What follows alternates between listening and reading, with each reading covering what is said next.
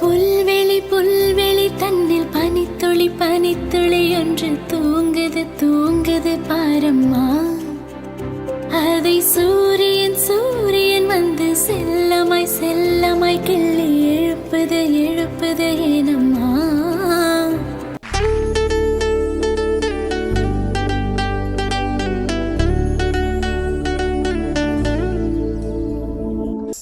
இதயம் பறவை போலாகுமா, பறந்தால் வானமே போதுமா.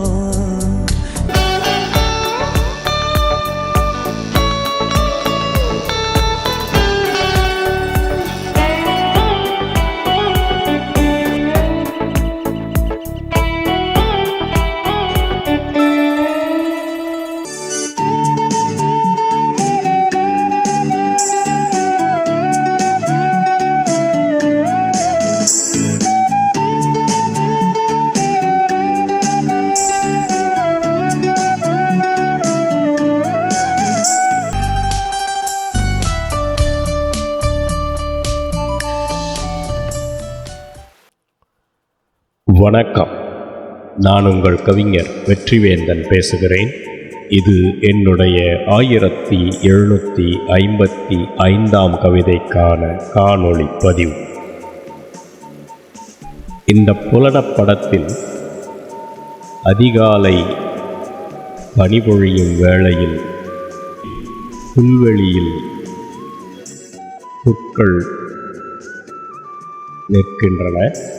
அந்த ஒவ்வொரு புல்லின் தலையிலும் பனிக்கிரீடம் சூட்டியிருக்கிறது அடர்பனி.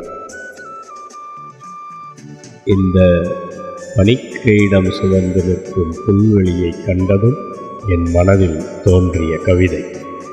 கவிதையின் தலைப்பு: புல்லின் தலையில் காலை அடர்பனி, மெல்லத் துவட்டுது ரவிச்சுடர் துணி.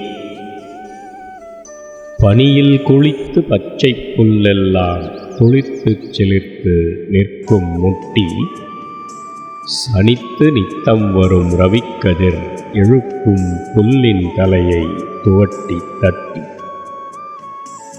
தனித்து துளிர்க்கும் புல்லெல்லாம் ஒன்றாய் கூடி பச்சை புல் போர்வை பூமிக்கு விரிக்கும்.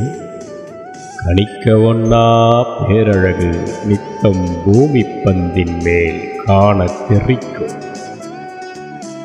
உண்ணி துரத்தி புல்மேயும் பசுக்களெல்லாம் பனிக்கதிரவன் கூட்டணியை ஆதரித்து தலையசைக்கும். மணியடித்து கழுத்தாட்டி புல்லுண்ணும் வயிறாரி வாவென்று விலையிலா இசை எழுப்பும். துணியணியா பட்சிகள் குரல் எழுப்பி உலகெழுப்பும். வண்ணத்து பூச்சிகளும் சிறகசைத்து கலை ரசிகர் மனதை அசைத்தெழுப்பும்.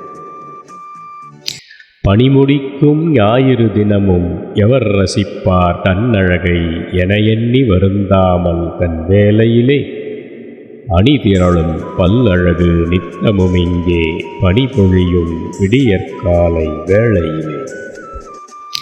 பனிமுடிக்கும் ஞாயிறு தினமும் எவர் ரசிப்பார் தன்னழகை என எண்ணி வருந்தாமல் தன் வேலையிலே அணிதிரளும் பல்லழகு நித்தமும் இங்கே பனிபொழியும் விடியற்காலை வேளையிலே. நன்றி, வணக்கம். இது உங்கள் கவிஞர் வெற்றிவேந்தன்.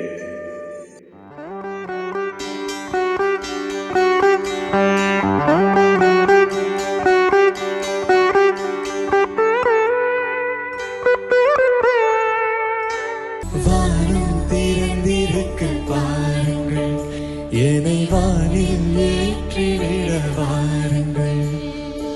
பூவனமே எந்தன் மனம், புன்னகையே எந்தன் மதம். அம்மம்மா,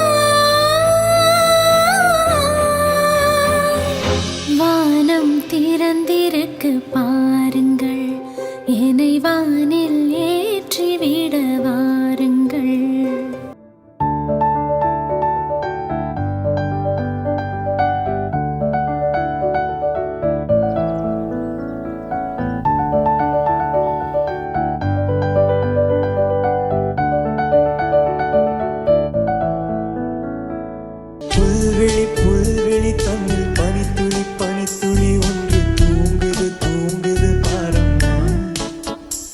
அதை சூரியன் சூரியன் வந்து செல்லமாய் செல்லமாய் கிள்ளி எழுப்பு